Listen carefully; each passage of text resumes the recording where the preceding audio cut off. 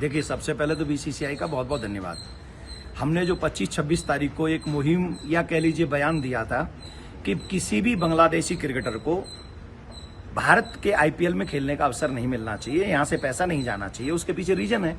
उसके पीछे रीजन है कि बांग्लादेश में मंदिर जलाए जा रहे हैं, बांग्लादेश में हमारे बच्चे जलाए जा रहे हैं, 6-6 बरस की बच्चियों के साथ दुष्कर्म हो रहा है। और ये सब होते हुए जिस देश में हो रहा है और उस पे केकेआर और कोई भी नहीं बोल रहा है, और उसी देश का क्रिकेटर अगर यहाँ खेले, तो मैंने बीसीसीआई से उस समय कहा था और बहुत बहुत साधुवाद कि बीसीसीआई को बहुसंख्यक हिंदुओं का दर्द दिखा और उन्होंने ये स्टेप लिया, तो इसके लिए बहुत बहुत धन्यवाद।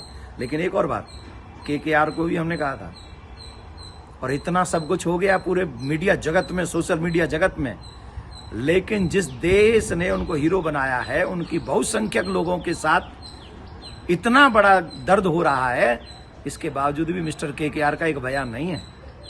तो मिस्टर केकेआर दिखाएंगे बेटा कि कैसे सनातनी एक दूसरे के साथ खड़े होकर एक दूसरे की सहायता भी कर सकते हैं, हेल्प भी कर सकते हैं और खेल भी सकते हैं। हमें किसी की आवश्यकता नहीं है, लेकिन ये दर्द रहेगा कि मिस्टर केकेआर हम हिंदुओं के साथ नहीं। शाहरुख खान कब देश का समर्थक रहा है? उसकी पत्नी कह रही थी यहाँ भारत में घुटन होती है। वो कब देश का समर्थक रहा है? ये बहुत बड़ा अनुचित हो रहा है। बांग्लादेश में खेल में बुला रहा है, वो हमारा आदर्श नहीं है। महाराज जी, क्या सनातनियों को शाहरुख खान का बहिष्कार करना चाहिए? पूर्ण बहिष्कार करना चाहिए और कर दिया बहिष्कार।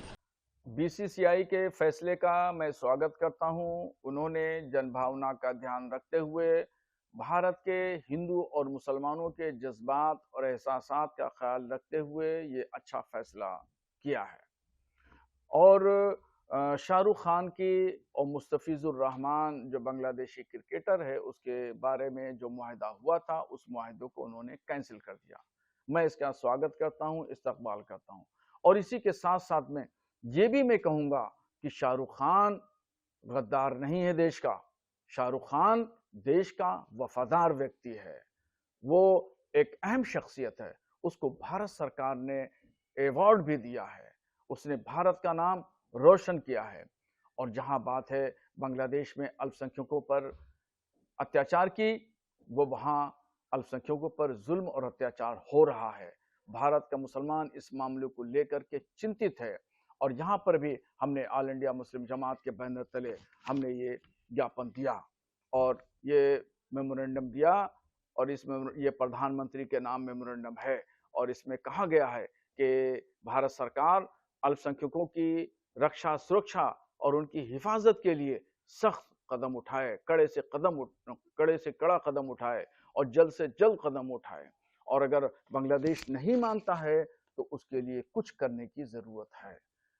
मैं नहीं, बल्कि भारत का 30 करोड़ मुसलमान बांग्लादेश के अल्पसंख्यक हिंदुओं के साथ खड़ा है। मौलाना साहब, हिंदुवादी संगठन आरोप लगा रहे हैं कि शाहरुख खान को ऐसा पहले ही नहीं करना चाहिए था, जब देश के हिंदुओं का जब कत्ल हो रहा था वहां पे, और शाहरुख खान वहां के खिलाड़ी को देश में लाना था, और आप पर समर्थन का आरोप है। इस तरह के लोगों का जो कहना है वो हिस्ट्री से यानी तारीख से नावाकिफ लोग हैं, अज्ञानी हैं। उनको तारीख देखना चाहिए कि ये जब समझौता हुआ, ये समझौता 2 दिन पहले हुआ और 2 दिन के बाद में बांग्लादेश में इस तरह की घटना हुई। अगर ये घटना होने के बाद में अगर समझौता हुआ होता तो इस तरह की बात करना दुरुस्त समझा जाता। और खुद अभी देखिए, खालिदा जिया के इंतकाल में भारत सरकार के विदेश मंत्री जयशंकर साहब वहां मौजूद थे और वो तारिक रहमान से मिले, हाथ मिलाया। तो बांग्लादेश के और भारत के ताल्लुकात आज भी ठीक हैं।